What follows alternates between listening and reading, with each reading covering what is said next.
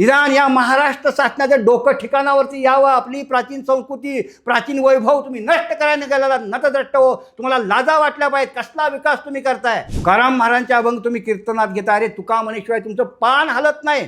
अरे जे ज्ञानोबारायांची समाधी संजीवन ज्या इंद्रायणी काठी आहे, अरे जिथे तुकोबारायांच्या गाथा बुडवल्या ती इंद्रायणी आज काय आहे, रसायन झालेले आहे। अरे ज्या श्रीमंत जगद्गुरु तुकोबारायांनी आळंदीचं हे गर्भागर मंदिर उभं केलेलं आहे आणि आमची ही विश्वस्त कमिटी जर या तुकोबारायांचा डोंगर वाचवण्यासाठी जर जात नसेल, आज त्याची तपोवी फुटत आहे, तर हे काय कामाचं आळंदी विश्वस्त। अरे महाराष्ट्र लुटला कीर्तनकार प्रवचनकार आलो तुम्ही, आणि त्या भाविकांची तुम्हाला इंद्रायणी पवित्र ठेवता येत नाही, बंड करता येत नाही। या भ्रष्ट शासनाविरोधात अभिव्यक्ती स्वातंत्र्य देणारा जगातला पहिला बंडखोर संत कोण असेल तर तुकाराम आहे। विठ्ठल विस्तारला जनी सप्त ही पाताळे भुवनी, विठ्ठल व्यापक त्रिभुवनी, विठ्ठल मुनी मानसी, असा विठ्ठल माझा आहे। आज डोंगराला सर्व बाजून हल्ला चढवलेला आहे बिल्डरांनी, आज एमआयडीसी पायथा तोडत आहे।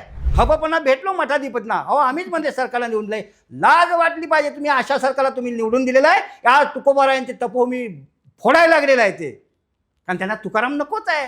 350 वर्षापूर्वी माझा तुकोबारा इथंच सांगत होता, वृक्षवल्ली आम्हा सोयरे वंचेरे, पक्षी ही सुचवरे आळविती।